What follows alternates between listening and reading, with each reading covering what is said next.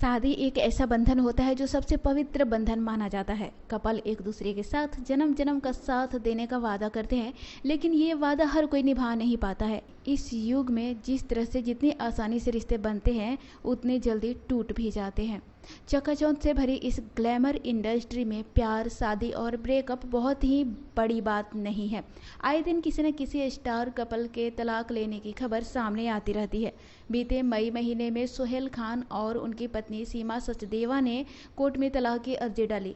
वहीं अब इस लिस्ट में एक और स्टार कपल का नाम भी जुड़ गया है। ये स्टार कपल और कोई नहीं बल्कि रैपर रफ्तार सिंह और उनकी पत्नी कोमल है। कपल कई सालों से एक दूसरे से अलग रह रहे थे। अब रैपर अपनी पत्नी कोमल से ऑफिशियली अलग होने के लिए तैयार है। शादी के 6 साल बाद दोनों ने अलग होने का फैसला लिया है। 2020 में उन्होंने तलाक के लिए अर्जी दी थी, लेकिन महामारी के कारण इसमें देरी हो गई।